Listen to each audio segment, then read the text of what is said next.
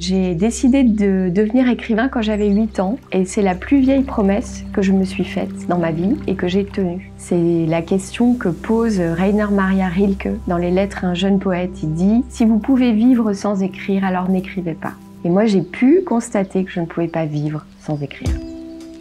Je m'appelle Gaëlle Nohan et je suis romancière. Comme toute vocation, la mienne, elle a été traversée d'énormément de doutes. Les premiers textes que j'écrivais, c'était en général des textes inachevés, parce que c'était des textes un peu, plutôt policiers, et qui devenaient rapidement horrifiques. Et ça me faisait peur. Donc je pense que j'ai mis longtemps à accepter de lâcher la bride et de dire « Ok, on y va, même si ça fait peur, on y va ».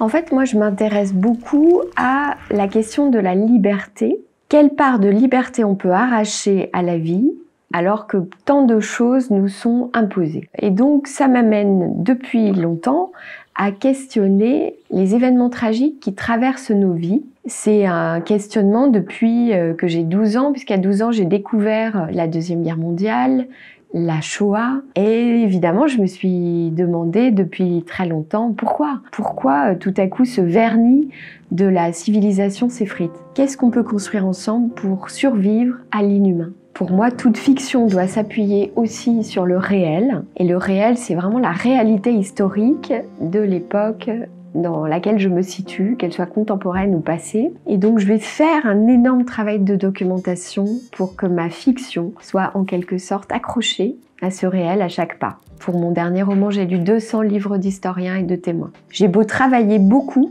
sur mes livres, je travaille autour de quelque chose que je ne maîtrise pas et qui me conduit quelque part et je ne sais pas où je vais. En fait, le personnage sait lui où il va.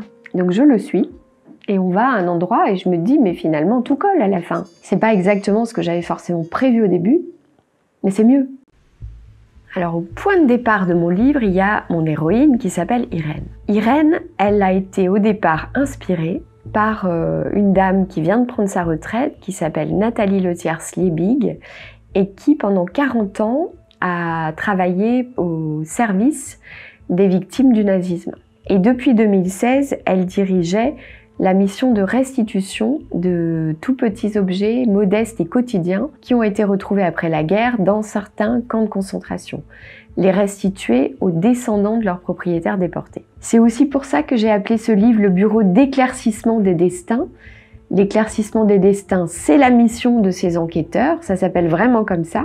Mais dans éclaircissement, il y a la lumière, dès le titre, et le livre va vers la lumière. Il traverse l'obscurité pour aller vers une forme de lumière et de réconciliation avec l'histoire intime de chacun. Je me réjouis infiniment de la sortie du livre en poche parce que, évidemment, ça va être moins cher et donc ça va toucher un autre public. Par exemple, des jeunes lecteurs. Moi, j'ai écrit ce livre peut-être en priorité pour des jeunes lecteurs et le fait d'avoir eu des jeunes lecteurs qui m'ont écrit, qui sont venus me voir, qui sont venus aux rencontres littéraires, c'était un grand cadeau.